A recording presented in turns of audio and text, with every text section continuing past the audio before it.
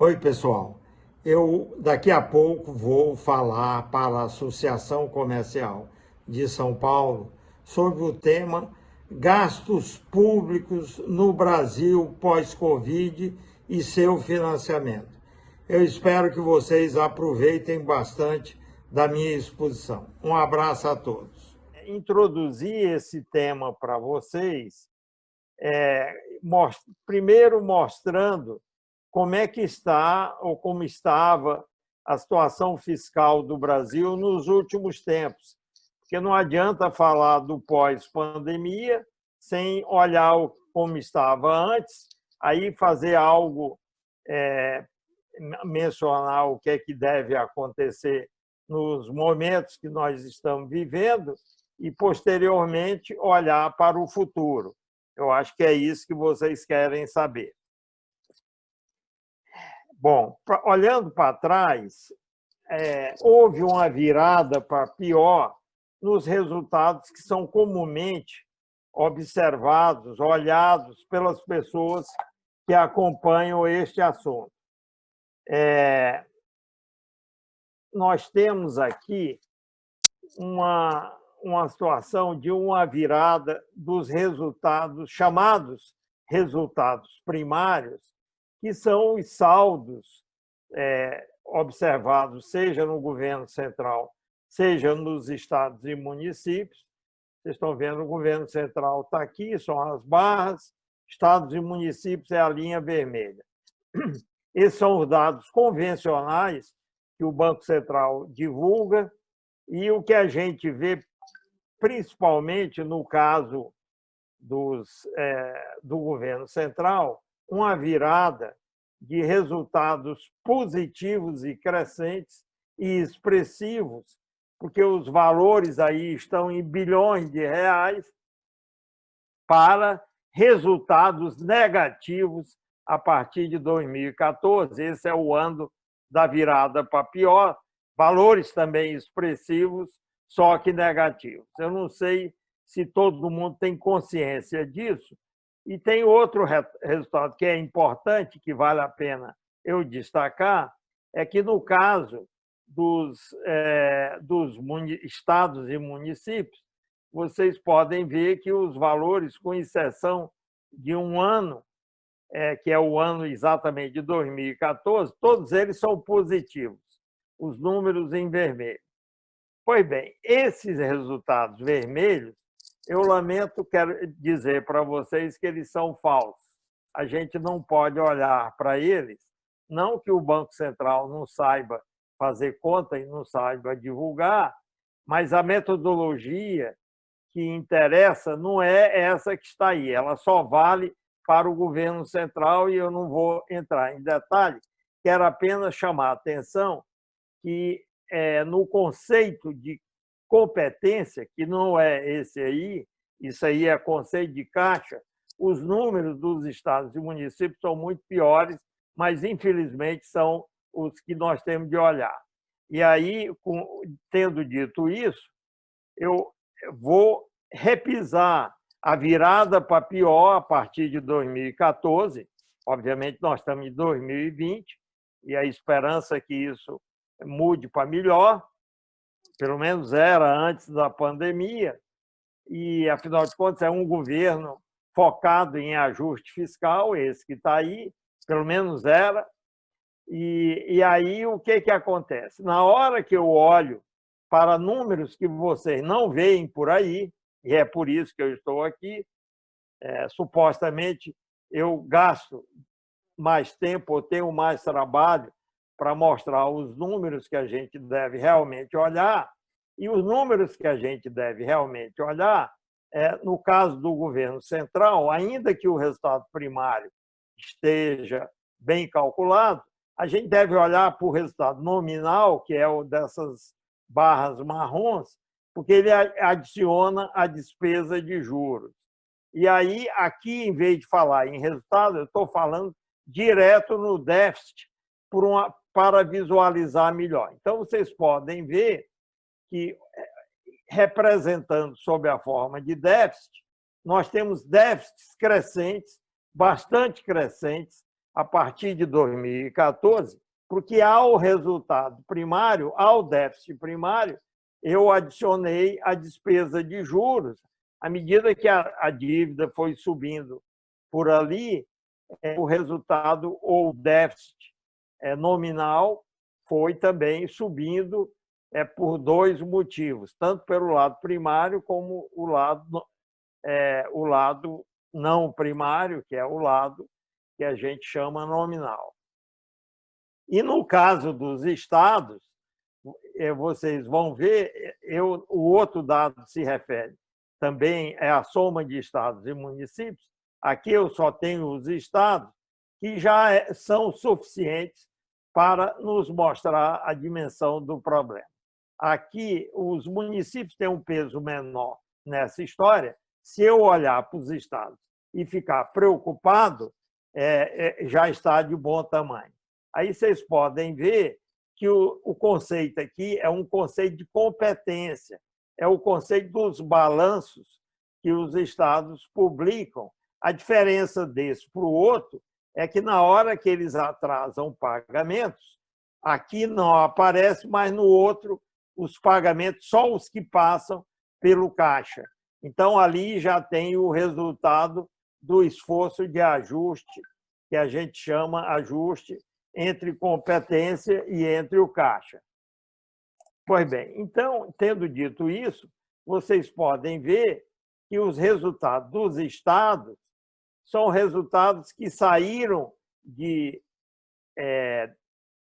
superávites, porque aqui, quando aparece negativo, obviamente é superávit, porque o que eu conceituei foi déficit. Então, nós tínhamos superávites até 2014 e passamos a ter déficits no conceito que o pessoal lá, que publica os balanços chama de déficit orçamentário. Não é que seja o déficit do orçamento, é que é aquilo do orçamento que foi autorizado ou empenhado. Daí o nome déficit orçamentário. Vocês veem que, diferentemente do outro gráfico, os déficits orçamentários dos estados saem de superávites e começam a disparar sob a forma de déficits. Os valores vão de algo próximo de zero em 2013, sobem, ou melhor, em 2013 era 2,3 bilhões de reais, depois pula para 21,5 em 2015, e o último dado disponível que eu tinha é uma estimativa ainda provisória do conjunto, que dá um déficit de 30 bilhões. Então, só para lembrar, vejam que é o contrário do que está aqui. Aqui você tem superávites primários, que são os números em vermelho, e aqui eu vou ter déficits totais, que é mais comparável ao conceito realmente relevante, que é o do déficit nominal, que dá uma noção mais precisa do tamanho do problema. Vocês veem que nós passamos para um mundo completamente diferente a partir de 2014. Então, essa é a primeira mensagem básica. Houve uma guinada para pior, muito forte, a partir de 2014. Esse é o mundo, então, que nós passamos em que nós passamos a viver, ou com que nós passamos a enfrentar depois da pandemia. Antes de ir adiante, que é falar de causas, eu acho que vale a pena eu chamar a atenção. Eu somei os valores, está no pé do gráfico. Você vê que de 2002, que é o começo aqui, até 2013, os déficits nominais, isso é uma soma sem deflacionar, então é só para dar uma noção, passaram de 743,9 bilhões para 2 trilhões 548 bilhões no período 2014-2019. É apenas a soma dos valores que estão nas barras dos dois períodos. E no caso dos estados, havia uma soma negativa que passou a um valor positivo de 102,7. Eu queria também dizer a vocês que esse número de 102,7 é uma estimativa grosseira, mas do volume de atrasados com que os estados viraram 2019 para 2020. Isso para eu chamar a atenção do seguinte: a rigor, os déficits orçamentários não podem existir. Por quê? Porque os déficits, quando eles existem, significam que os estados, aí no caso, não conseguiram recursos para financiar os gastos que estavam autorizados ou empenhados. Isso, quando vira um mandato, não pode acontecer. A lei de responsabilidade fiscal proíbe. Só para vocês verem o desarranjo com que as contas dos estados têm convivido. E é o caso já perguntar como é que ninguém foi punido, porque estão previstas punições para quem vira mandato e deixa atrasado. Quer dizer, na verdade, o que os estados estão fazendo, diante da deterioração forte nas contas, é financiar diretamente com os fornecedores e outros, até salários, até pessoal foi atrasado, diante da situação de eles não terem receita suficiente para somar os gastos que aparecerem para serem administrados. Então, isso é o primeiro assim, sintoma do agravamento da crise fiscal brasileira depois de 2014. Isso não, acho que vocês nunca viram isso em lugar nenhum. Normalmente as pessoas não mostram isso, não acompanham o resultado dos balanços e olham aqueles números do Banco Central e, quando muito, usam aquilo, ainda que aquilo mostre uma situação completamente diferente da realidade que nós estamos enfrentando, que é esse gráfico aí, que eu devia ter posto em letras garrafais o caos das finanças públicas brasileiras. Está aí contado, expresso, e o que nós vamos fazer na sequência é perguntar por quê, o que é que isso está causando e o que é que vai ser, tem solução ou não tem, enfim. Esse é o desenrolar aqui da nossa conversa. Mas a situação, como vocês veem, não é fácil. Ou seja, a pandemia chegou na pior hora das contas públicas brasileiras, pelo menos desde que eu conheço e comecei a acompanhar esses resultados. Eles nunca estiveram tão ruins como estavam quando a pandemia estourou aqui no Brasil. Então, esse é o primeiro ponto: caos quando a pandemia estourou. Bom, vamos falar um pouco de causas e consequências dessa história bem geral que eu contei, olhando para a União, que é esse gráfico do lado esquerdo. Se a gente pudesse jogar uma lanterna, um flash, uma luz em cima do gasto e abrisse o gasto em dois grupos, um altamente majoritário, que são as despesas obrigatórias, e os cada vez menos expressivos itens, que são as despesas discricionárias. O que faltou, aquela setinha era para estar do lado da frase investimento da União. Por trás da discricionária, o grosso é o investimento da União. Então, o que aquilo causou poderia ser pior se não fosse o fato de que o investimento, como item principal das discricionárias, se não tivesse se ajustado para baixo, como se ajustou.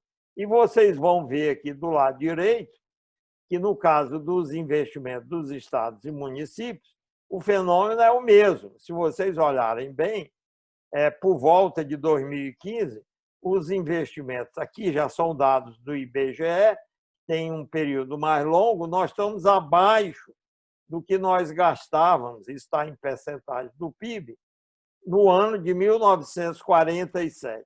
Então, isso é o que a gente pode chamar, sem medo de errar, o fundo do poço dos investimentos, no caso dos estados e municípios. Ou seja, o que isso reflete?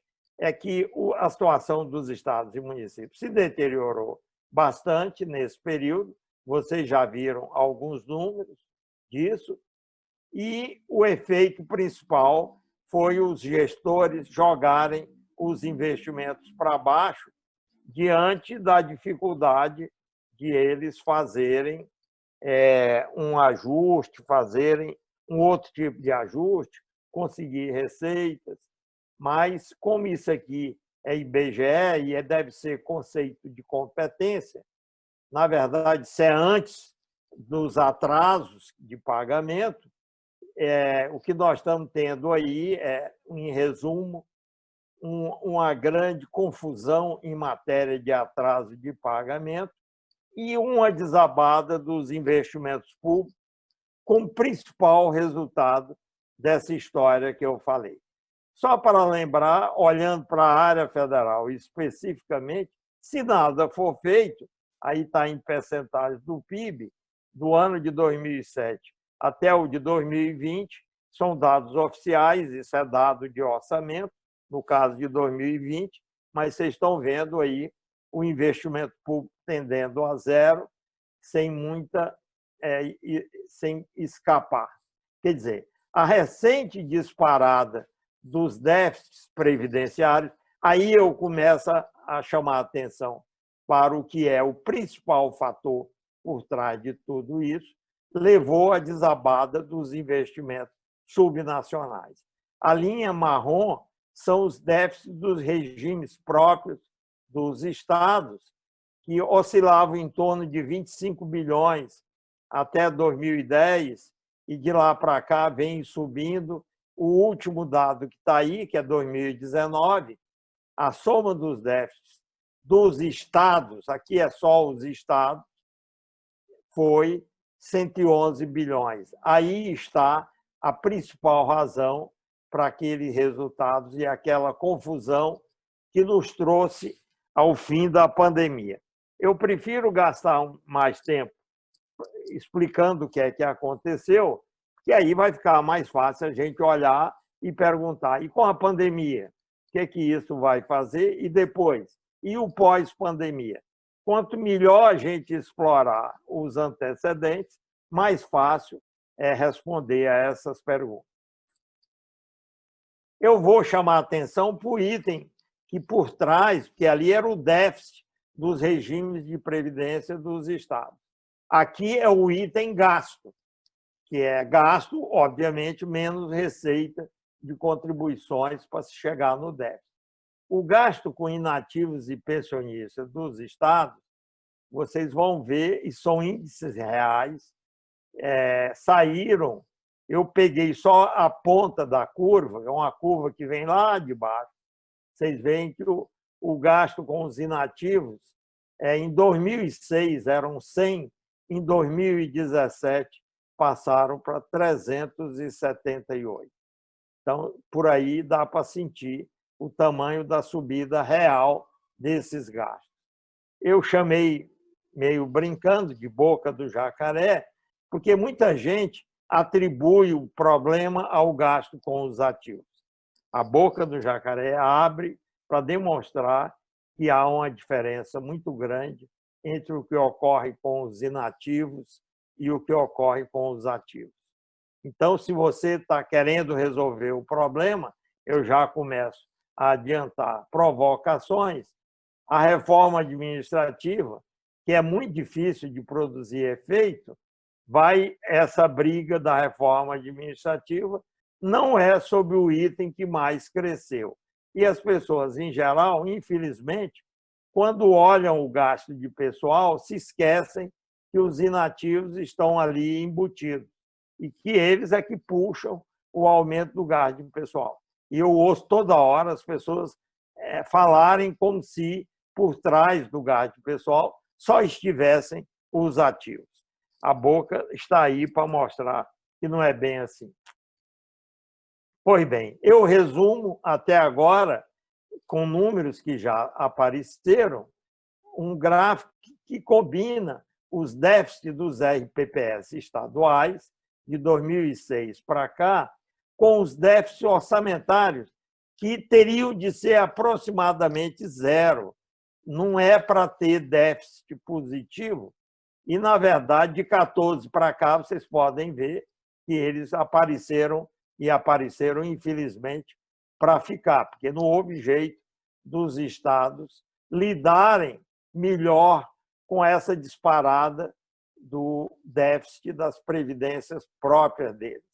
Vocês veem que isso acabou se refletindo no déficit orçamentário, ainda que as estatísticas do Banco Central mostrem erradamente para esse fim superávites, e este é um problema não resolvido. Aliás, hoje a gente vai estar falando muito de problemas não resolvidos. Esse é um deles.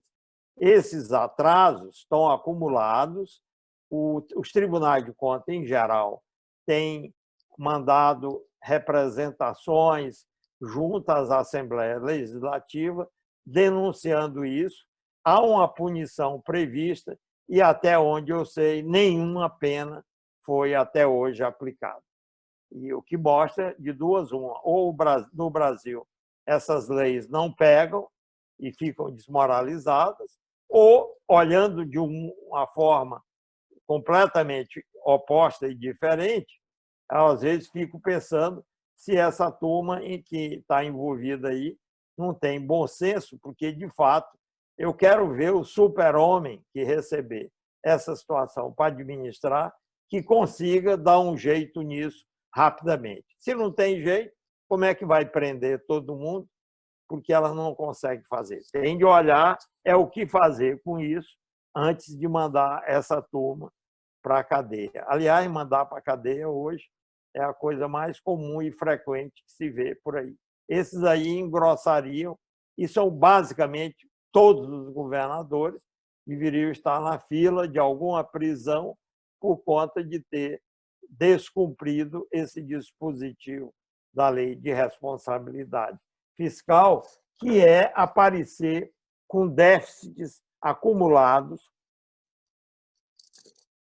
nos finais de mandato. Aí houve o mandato de 2018, que acabou ali, e isso significa que, vamos dizer assim, essas pessoas, ou não sei bem o que houve, as assembleias são quem recebe essas exortações dos tribunais, podem simplesmente ter feito vista grossa e mandado seguir para ver o que é que dá. Ou seja, nós estamos vivendo, desde 2014, uma crise fiscal da mais grave definição no conjunto dos estados brasileiros.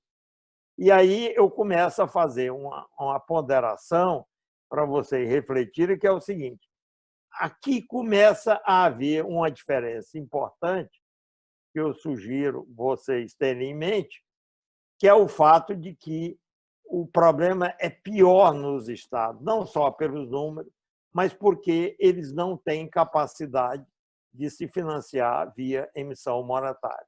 A União tem essa capacidade e, por conta disso, e também por uma discussão que está cada vez mais presente, cabe perguntar se, numa hora dessa, alguém deve ser punido, como se imagina, por fazer aquilo que os livros dizem para não fazer. Eu acho que está havendo uma mudança grande, ou seja, eu me preocuparia muito mais com os estados do que com a União, não só por causa dos números, mas porque a União roda a maquininha e o financiamento por emissão de moeda é algo que, de uns tempos para cá, é visto com muito maior complacência do que jamais foi visto. Isso é um tema não muito simples de discutir, mas eu estou muito inclinado ultimamente a olhar o que os outros países, especialmente no mundo desenvolvido, estão fazendo nessa matéria e dizer para vocês que é muito mais importante discutir o caso dos estados, não só pelos números, mas também porque, como eles não têm capacidade de emitir moeda, no caso deles, a menos que houvesse uma, uma tubulação ligando a máquina de fabricar dinheiro do Banco Central com os seus caixas, e isso não existe, pode ter um pouquinho disso, mas, grosso modo, não existe, aí não tem como enfrentar essa situação com uma certa complacência sobre financiamento de déficit via emissão monetária. Aqui, uma solução tem de aparecer, ou vai haver, em breve, uma quebradeira generalizada daqueles que estão sofrendo esses atrasos de pagamento, e aí não sei bem o que é que isso pode acarretar. O fato é que esse tema, para mim, é muito grave, muito sério, e eu não vejo o assunto colocado com todas essas tintas que eu estou colocando em lugar nenhum. E eu me manifesto fortemente contrário a essa falta de especificação mais precisa desse problema, a discussão do que fazer e a adoção das medidas que têm de ser feitas. No fundo, está todo mundo fazendo vista grossa, ninguém quer adotar as providências, nem mesmo o governo que está aí, supostamente teria uma expectativa de que ele atuasse para resolver esse problema. Ele não está atuando para resolver isso, pelo menos não está fazendo aquilo que eu acho que devia ser feito. Então, esse é um tema realmente bastante complexo, mas, ao mesmo tempo, a meu ver, prioritário para a gente atacar. E que bom que a gente possa estar discutindo aqui, nesse ambiente, onde pessoas de importante representatividade na sociedade brasileira estão presentes e devem sair daqui, pelo menos, pensando no que fazer. Bom, aqui eu encerro a primeira parte da minha conversa. Não sei quantas partes eu terei pela frente, porque, obviamente, eu vou deixar um tempo para as pessoas fazerem perguntas, mas se eu peço que vocês chamem minha atenção se eu estiver falando demais e para eu parar onde eu estiver, tá bom? Eu já vi uma cabeça balançando que me deu o aval para continuar. Então, vamos aqui tratar do que eu chamaria o filé mignon da história. Até agora foi só o osso. Eu só botei o osso para fora, não que as coisas não sejam graves, mas mais agradáveis de tratar. Vamos ver. Primeiro, só para mostrar que o problema maior é nos estados. Vocês veem que o crescimento de 2006 para cá, nos gastos com previdência, previdência é o problema número 1, e é mais forte nos estados. Eles sobem, em termos reais, 93% nesse período que está aí, 2006 a 2017. O RGPS, que é o INSS, todo mundo acha que é o que sobe mais, 79,5%. O RPPS, que é o regime dos servidores, na União, 45,7%. E o nosso PIBinho, coitado, 23,5%. Ou seja, os gastos com previdência dispararam depois de andar ali até perto do PIB, a partir de 2011. Na verdade, essa evolução recente tem uma fase que vai até 2011 e outra onde tudo piora muito, que é de 2011 em diante. E aí vocês veem que, a partir daí, o PIB estaciona e esses gastos disparam. para olhar dentro dos estados, que é onde eu disse está o maior problema, onde os déficits dos regimes próprios de servidores cresceram mais. Aí eu começo a comparar São Paulo com a média dos estados. Aí São Paulo está incluído nos estados. Então, você tem São Paulo sozinho contra todos os estados. Vocês veem que em São Paulo, o problema é maior do que a média, ao contrário do que se poderia esperar.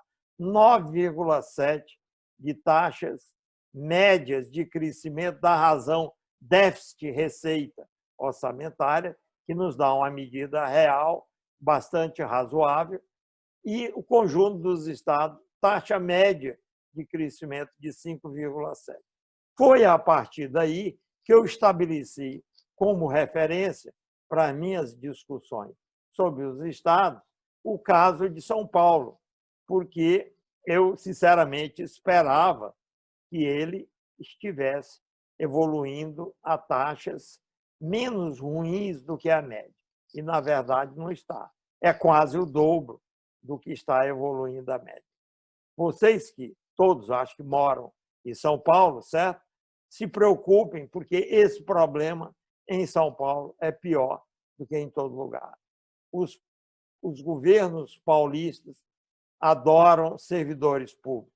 Essa é uma conclusão simples, porque deram reajustes e tomaram outras medidas beneficiando os gastos com previdência, muito mais do que o resto do país. E eu esperava que o Estado mais desenvolvido, economicamente, fizesse exatamente o contrário. Bom, esse gráfico aqui, vocês nunca viram, colocado por alguém que atua nessa área como eu, mas para descansar um pouco a cabeça, eu joguei sob a forma de bolinhas, num gráfico, duas medidas que medem a situação previdenciária dos estados brasileiros. Eu já fiz isso para quase todos os municípios de São Paulo, não trouxe aqui, não era o caso de entrar em tanto detalhe, mas aí estão duas variáveis importantes para a gente classificar os estados e ver onde é que está o maior problema. No eixo de baixo está o que a gente chama custo para o ente, quer dizer, custo para o governo estadual, que é o déficit que os estados têm de financiar, mais a contribuição patronal que eles entram para bancar a Previdência. E no eixo vertical estão os passivos atuariais, medidos também no ano de 2017 em número das receitas correntes líquidas anuais do ano de 2017. O que significa isso? Se eu tenho lá um passivo atuarial de 200 bilhões, que é quanto os estados devem aos servidores, olhando 70 anos à frente, ano a ano, somando, calculando o valor presente, para poder comparar com os outros, eu divido pela receita corrente líquida. Aí eu vou ter 4 receitas anuais, 5 receitas anuais, etc. Um mede o tamanho do problema no futuro e o outro mede no ano só, a dificuldade que estão tendo, no caso, no ano de 2017. E aí a gente pode classificar os estados por essa medida. A vantagem dela é que as bolinhas combinam o problema de longo prazo, que é o eixo vertical, com o de curto prazo, que é o eixo horizontal. Ou seja, o estado que tiver mais à direita nessa divisão de quadrantes e para cima são os que estão, obviamente, desculpem a palavra não muito elegante, os que estão mais ferrados. É só olhar aqui que você vê o que está acontecendo. Porque ela pondera, essas bolinhas, pondera o problema de longo e o de curto de cada um. Aí vocês já vão ver o São Paulo, que tem uma despesa que cresce mais do que a média, está mais ou menos no cruzamento desses espaços, que é a média de um lado e a média do outro. O cruzamento é a média dos estados. São Paulo tem 17 de custo de curto prazo, a média é 19,6. Isso quer dizer o quê? Em percentagem da receita, São Paulo compromete 17% da receita no curto prazo, com o que a Previdência custa para ele. A média é 19,6. Em termos de futuro passivo atuarial, 3,4 é o número de receitas que São Paulo deve aos servidores, por uma média de 3,5. É claro que, se vocês forem ao Rio Grande do Norte, provavelmente depois dessa apresentação, não voltarão mais lá, ficarão com medo de não ter serviço público nenhum, nós vamos ter o Estado em pior situação. Por isso, eu pintei de vermelho os que estão no quadrante 2, que é o mais para cima e à direita. E aí vocês vão ver Minas, Rio Grande do Sul, que normalmente são os que são chamados. Por incrível que pareça, o Rio está no quadrante 3, que não é o pior de todos. O melhorzinho é o 4, né? Mais próximo da origem do gráfico. E aqui você tem os territórios, os ex-territórios, que são praticamente essas bolas que estão aqui, que, com todo o perdão para eles, são irrelevantes para esse tipo de discussão. E temos aqui os estados que estão mais próximos do ponto de cruzamento, que são as médias. Felizmente, o estado que está no quadrante 1, um estado que escapou um pouco, está com bola amarela, e eu, obviamente, forcei um pouco a barra para ele estar com a bola amarela, é o meu Piauí, está ali próximo do cruzamento, mas não está tão ruim, em tese, pelo menos, se a gente achar que a média é boa. Mas aí algum de vocês vai provavelmente dizer para mim, mas se você chamou a atenção que em São Paulo os déficits crescem mais do que a média, como é que você está dizendo que ele está bem por estar aqui até um pouco aquém da média e está com a bola amarela? Não, aí o que eu vou dizer é o seguinte, como eu acredito nos números, o que eu vou dizer é o seguinte, a média é, eu deveria dizer um palavrão, mas não vou dizer, mas a média é um AM em termos de mostrar a situação. Ou seja, a média não precisa ser boa. Para ela ser boa, a gente tem de olhar mais coisas. Apenas isso separa em grupos.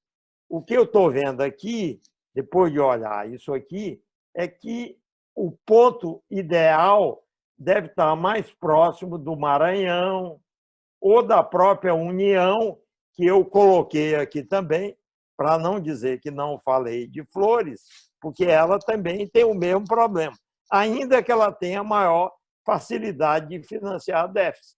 Ela imita a moeda, mas ela está aqui. E mesmo que eu esqueça os ex-territórios, que são todos esses aqui, na próxima apresentação eu vou fazer um gráfico e clicar aqui para aparecer sem os ex-territórios, com todo respeito a eles, e aí vocês vão ver que a situação é bastante complicada, porque o que seria um Estado tranquilo provavelmente seria estar por aqui, mais próximo da origem, e nós estamos numa situação de real dificuldade nesse assunto. E isso mostra, mais do que nunca, que nós temos de atacar o problema previdenciário se nós queremos resolver, ou nós não queremos resolver. Porque eu falo isso há 3 anos e eu não consigo ouvir repercussão boa de ninguém. O próprio ministro da Economia já me disse, eu não vou tratar disso. Aí eu fico pensando, se isso é o principal problema, a não ser a reforma de regras, que já foi feita. E eu queria dizer que o começo da solução é fazer a reforma de regras. No nosso caso, já foi feito.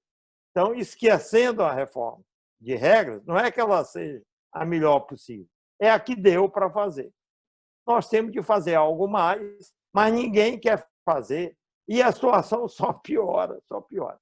Nós vamos ter em breve eleição para governador, e eu fico pensando, eu até fiz uma ousadia na minha coluna no Estadão de quinta, para quem a leu, se não leu, deve voltar atrás, porque eu faço um resumo dessa história e digo: os governadores que quiserem, eu vou disponibilizar um documento onde eu tenho um projeto de lei com um caminho para facilitar a solução desse problema.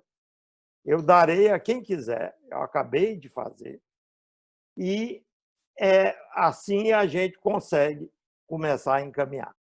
Eu fiz isso sabendo que dificilmente vai vir, porque o Brasil tem um negócio muito estranho.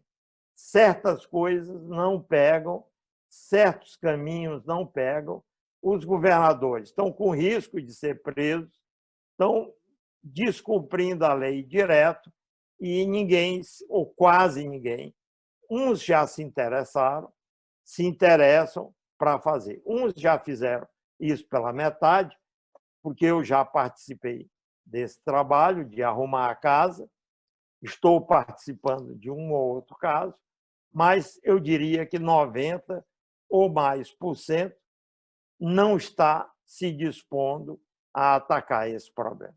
Não é simples, a gente pode ter tempo ainda para discutir isso, porque, no fundo, vocês vão dizer, você fica chamando a atenção para o problema e não dá a solução. Tem solução, só que precisa ter disposição para atacar e resolver. Se não atacar e resolver, eu posso mostrar num caso, aliás, 2 casos concretos, que eu vou deixar para o final, e é possível que eu vá ter de antecipar, chegar no final, porque senão vocês não vão poder fazer pergunta e provavelmente muita coisa eu vou voltar e falar na hora das perguntas, mas eu tenho 2 casos que eu acabei de trabalhar neles, que vão mostrar para vocês para onde nós estamos indo em matéria de caos fiscal.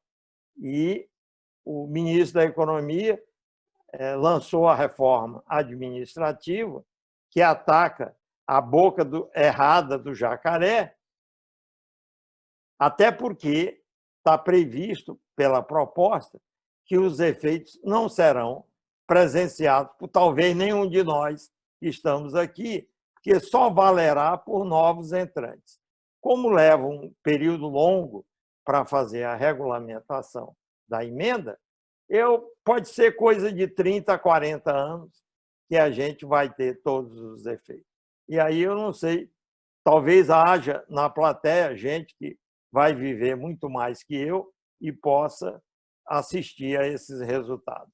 Mas isso é o que nós temos aí. E eu não aguentei, participei de um debate aqui no Correio Brasiliense, para quem não sabe, eu não tenho a felicidade de morar em São Paulo, eu moro em Brasília. Por que eu não tenho a felicidade? Porque em Brasília a pandemia está pegando fogo, e em São Paulo está todo mundo na rua, o problema já acabou, mas, enfim, ou quase acabou, e eu estou aqui ainda sofrendo com medo do tal do coronavírus. Mas eu não aguentei e disse, numa explosão reativa, quando falaram sobre o número que ele divulgou, o ministro divulgou um impacto de 300 bilhões de impacto em 10 anos. Aí a minha reação foi: eu nunca vi uma cascata tão grande como essa. Não é aí, não é com algo que só vai ter efeito daqui a 30 anos, que nos próximos 10 anos você vai ter um impacto de 300 bilhões. Enfim, então, o problema está aqui, é aqui que tem de ser atacado, com ou sem pandemia. E vou dizer a vocês, eu acho que, dada a pandemia, dado que ela está aí, esse devia ser um trabalho que ajudaria a nos tirar da desaceleração econômica que nós estamos. Dado que ela está aí, vamos puxar a carruagem da retomada de crescimento, começando o trabalho de ajuste disso agora, no momento que ela está. É muito mais fácil fazer qualquer correção agora, quando você está no auge de uma crise dessa dimensão, do que quando você está em qualquer ambiente favorável, porque no ambiente favorável ninguém faz nada, né? Bom, eu vou continuar aqui para dizer o seguinte: por enquanto, eu vou saltar esse gráfico, porque senão eu não vou sair daqui hoje e eu não vai adicionar muito, e vou passar para os casos específicos que eu quis trazer para vocês, para mostrar de uma forma bem nítida a natureza do problema que nós temos. Eu trouxe aqui, deixa eu olhar aqui o horário, por favor, me avisem quando eu estiver abusando do tempo. Isso aqui, pelo menos, eu tenho de mostrar, até porque o da direita eu acabei de fazer hoje cedo e deve sair. Eu fiz a pedido da Globo News, já estou avisando isso, e eles vão fazer uma série de programas com os candidatos a prefeito do Rio de Janeiro. Aí eu fiz um gráfico com essa discussão que eu fiz agora, com os dados do Rio, e vou comparar com os de São Paulo, em homenagem a vocês. Afinal de contas, vocês são todos de São Paulo, certo? E aí vocês precisam, ou pelo menos moram, sei lá, ou vivem, como eu, de vez em quando indo a São Paulo. Aí vocês precisam conhecer o problema do maior estado, da maior metrópole brasileira, no caso do estado. Então, vamos traduzir tudo isso que eu falei para a situação do estado de São Paulo e da prefeitura do Rio. E aí, depois disso, eu falo um pouco sobre qual é o caminho para resolver, por que as pessoas que estão no comando desses entes públicos não querem resolver, e deixo o resto para os debates. O ponto central, para vocês entenderem, é que a variável-chave, e eu, obviamente, coloquei em letra, coloquei em cor vermelha, para exatamente demonstrar a gravidade da situação, esses valores estão a preços constantes, agora descontada a inflação. Se vocês olharem a linha vermelha, ela mede os déficits dos regimes próprios de previdência, no caso do estado de São Paulo. Ele evoluiu de um valor em torno de 7 bilhões, está aqui, no ano de 2008, que é onde eu comecei a série dos déficits, não precisava ir lá embaixo, porque eram valores menores, e o ponto que eu quero fazer é o da explosão, porque aqui ele começou a explodir. Vejam que os déficits foram subindo, tudo isso descontado a inflação, que é muito pior. Bom, 6, 12, 13, 14, 15, vai subindo, subindo. Essa linha vertical marca o ano de 2019, que é o ano base do estudo que eu fiz. É o ano da comparação. O que tiver a partir de 2019 são as estimativas oficiais que existem no site da Secretaria do Tesouro. Para quem não sabe, são projeções de quem faz cálculo atuarial, que nem aquele que eu fiz, que joga os déficits para frente, ano a ano. E depois, para chegar no cálculo atuarial, você traz a valor presente e vê o atuarial do ano de 2019. Isso eu não fiz. Só fiz a projeção até o ano de 2026. É um ano arbitrário, porque quando eu comecei a fazer isso, eu pensei, eu quero perguntar depois se a gente, usando os instrumentos típicos de quem ajusta contas, se vai administrar essa subida do déficit. Aí eu botei até o ano de 26. Na verdade, eu fui mais longe. O ano de 26 é porque é aí, na verdade, o ano de 25 é onde veio a resposta para o que eu queria. Qual é a variável-chave do ajuste? Nós já falamos sobre isso no começo da palestra. É o investimento. Aqui o investimento, linha azul, o investimento do Estado de São Paulo subiu para cerca de 30 bilhões de reais por volta de 2006. Isso era o valor onde nós chegamos. Essas administrações aqui fizeram com que ele subisse bastante. Também o déficit era bem mais baixo. À medida que o déficit foi subindo, a partir desse valor, aí os investimentos começaram a cair. Porque essa é a variável de ajuste. Enfim, quem mora em São Paulo e depende de investimento do Estado, esqueça, acabou. Vocês vão ver aqui, tem aqui o gasto de pessoal que o governo quer derrubar com a reforma administrativa. O próprio dia a dia do ajuste já vem derrubando esses gastos. Esse não é o item difícil de derrubar na gestão. Minimamente, os estados conseguem fazer isso. Está demonstrado aqui. Os valores são reais bilhões de 2019. Vocês veem que deve ter vindo aqui de cima, eu não tive tempo de localizar os dados para trás, eu só queria mostrar que nos últimos anos essa variável vem se ajustando. Não sei se já não chegou no limite do possível, porque isso, obviamente, tem uma limitação, porque as pessoas não podem ser demitidas, você não pode reduzir salário, etc. Enquanto isso, os déficits previdenciários continuaram sua trajetória firme de subida, passaram aqui na projeção, estão apontando para um número que era 6 bilhões e pouco, e está caminhando aqui no final para 33 bilhões, que é um negócio quase 6 vezes maior, descontado da inflação. Pois bem, é óbvio que de duas, uma. Ou o Estado. Bom, o ajuste do pessoal ativo já tem havido algum, mais do que se espera. Ninguém conhece esse dado. Eu nunca encontrei ninguém em minhas apresentações que soubesse que esse valor cai. Eu tenho vontade de mandar para o Paulo Guedes para dizer para ele, cara, tua prioridade não é o que está caindo, é o que está subindo. Deveria ser o que está subindo. Se as energias políticas são escassas, eu tenho de arrumar isso aqui.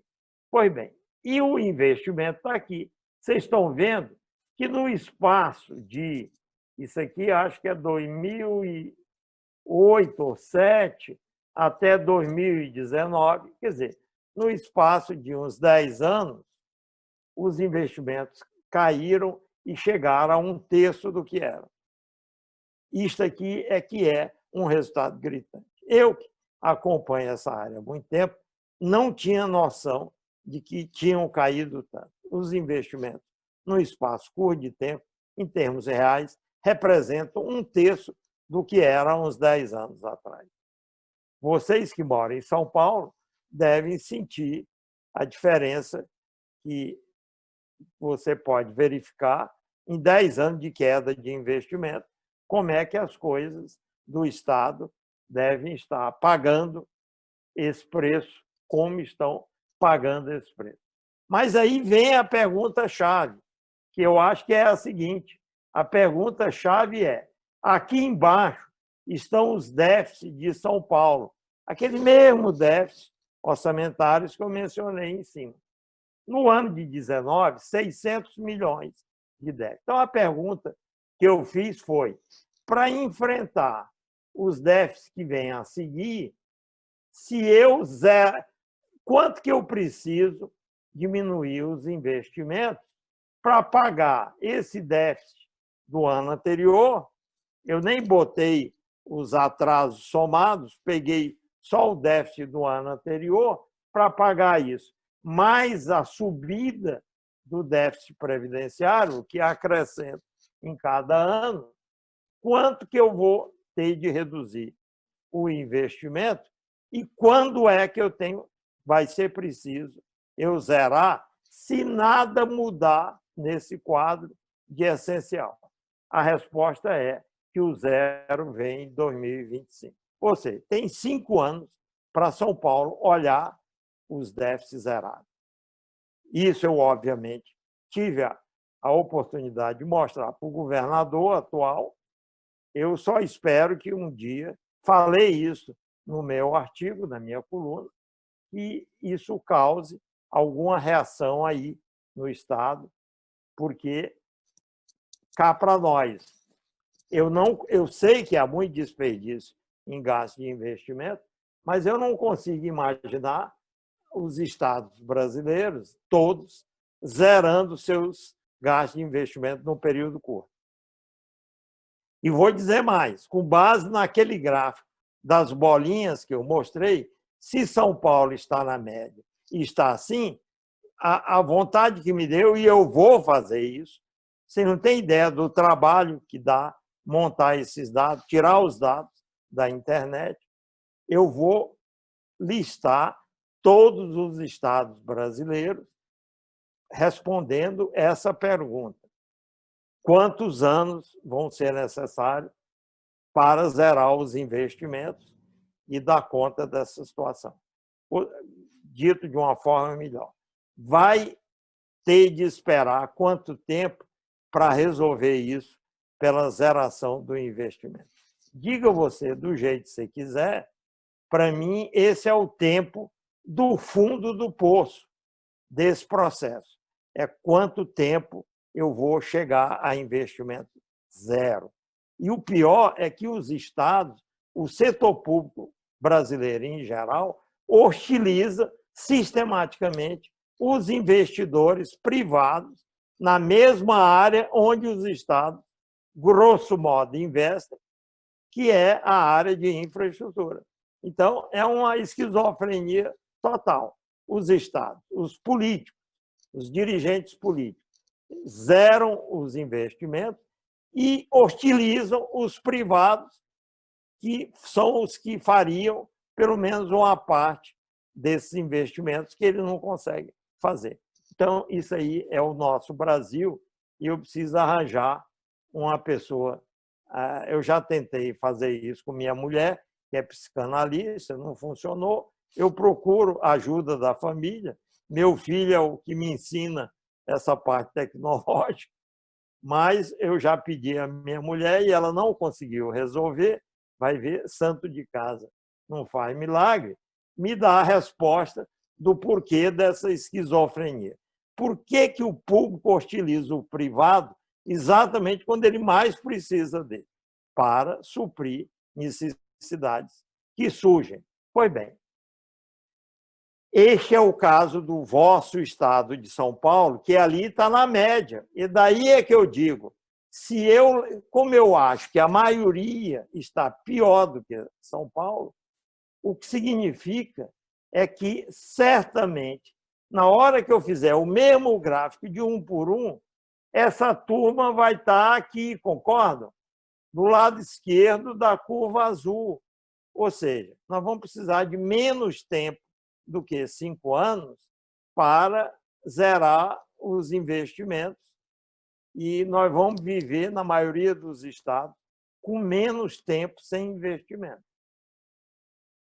E é chocante a diferença do que nós estamos vendo aqui num espaço tão curto de tempo como que está aí, quando se trata de variáveis desse tipo. Pois bem, feito isso, não bem fiz isso. Bom, uma outra saída, alguém pode me perguntar, não tem outras despesas além dessas que eles pudessem ajustar? Tem, está aqui embaixo. 43% do total do gasto, que são as demais despesas, são as despesas do que eu chamo donos do orçamento. Esses, pelo próprio nome, eu me lembro do Raimundo Faoro, que falava donos do poder, eu quis chamar donos do poder, mas pensei, não posso plagiar o Raimundo Faoro. Eu vou chamar donos do orçamento. Nesses ninguém tasca. 43% ninguém tasca. Aí tem saúde, educação, não sei o quê, juro da dívida. Aí a gente poderia discutir se, de fato, eles são donos ou não. Para dizer o seguinte, o lugar mais fácil de ajustar é o investimento. Vocês viram que naquele gráfico do IBGE que eu mostrei, os investimentos do conjunto dos estados e municípios têm hoje um valor menor do que eles tinham em 1947. Seguramente, Getúlio Vargas, ao ouvir isso do túmulo onde ele jaz há tanto tempo, deve ter se levantado e ter dito, não é possível, isso está acontecendo.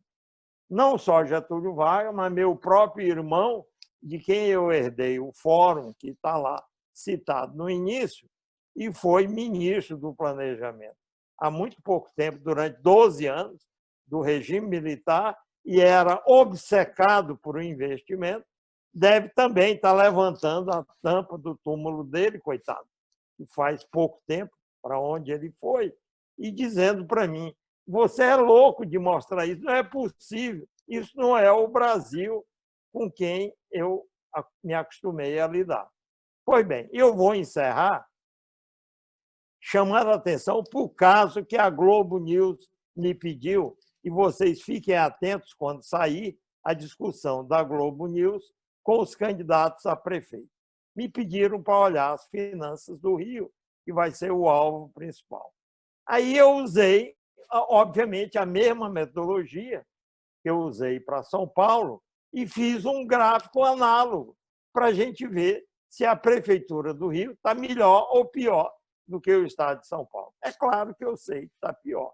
É só ver aí o Crivella e suas estripulias e os anteriores, o que fizeram, os gastos para as Olimpíadas que saíram do normal.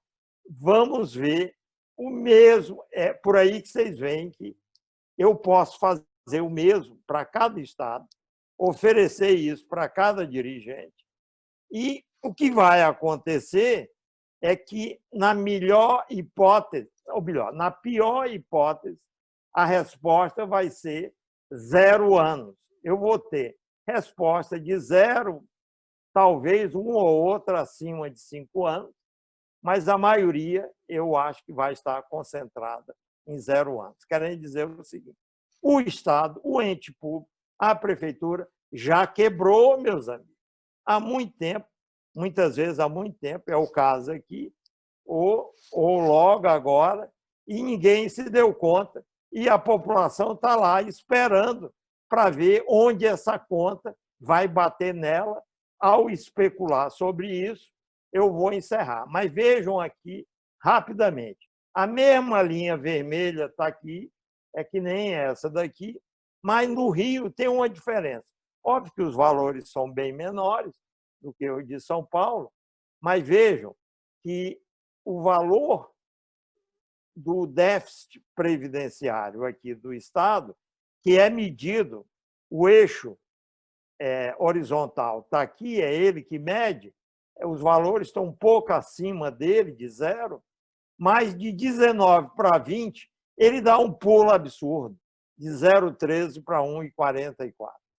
Aqui foi até bom, porque dramatiza, e eu estou ainda tentando descobrir o porquê, mas olhando a parte interna dessa conta, o que eu vi é que houve queda de receita do regime previdenciário e subida grande de despesa, o que me mostra o seguinte, de duas uma, ou um bloco grande de servidores do Rio que entrou lá atrás na gestão do Rio, pode ser quem veio do outro governo, do regime anterior, em que o Rio era a capital, não sei, mas, enfim, um bloco grande lá de trás que entrou aqui e saiu mais ou menos na mesma hora.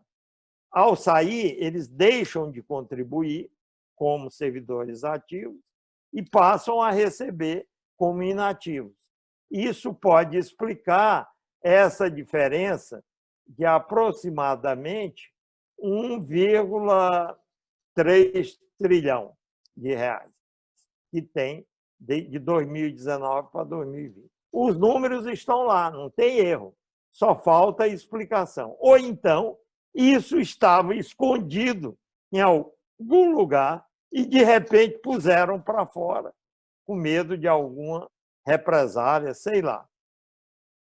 Eu vou me dedicar, aliás, vou pedir ao povo da Globo News para investigar isso para mim com o pessoal da área de recursos humanos, que é quem vai dizer. A pergunta que eu vou fazer é a seguinte: o que houve do ano passado para este, com o bolo de gente que aparentemente se aposentou e está causando um impacto grande nas contas da Previdência? Pois bem, graças a esse fenômeno aqui, o 0,13 virou 1,44 e os investimentos, pela primeira vez na história da humanidade, teriam de ser negativos para fechar a conta, querendo dizer que a zeração e a decretação de falência está lá atrás, para trás. Negativo significa que é como se a gente voltasse na história. A gente sabe que não dá para voltar na história,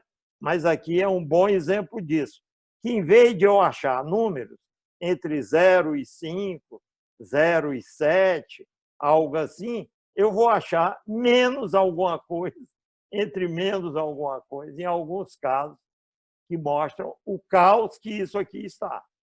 Sabe qual é o problema, gente?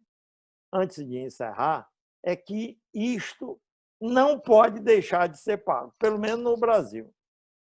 Me lembro do Pezão no Estado, quando era governador, isso há uns 3 anos, um belo dia, a televisão filmou aposentados fazendo fila e querendo derrubar a porta de banco, porque o dinheiro deles não tinha chegado.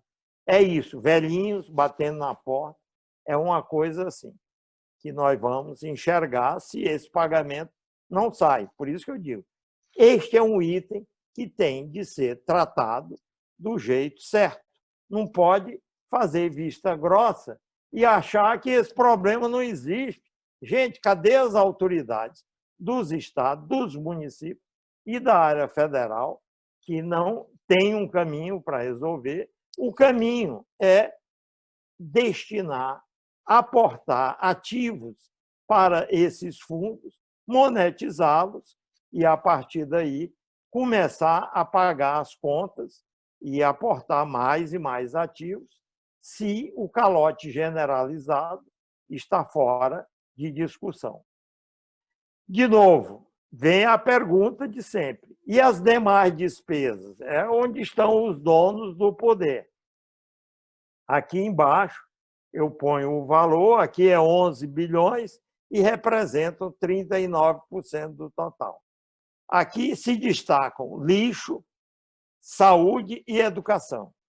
Eu quero ver alguém mexer com isso, principalmente na pandemia, e usar isso como forma de resolver esse problema. Pois bem, mas antes mesmo de encerrar, o que eu queria dizer para vocês é isso.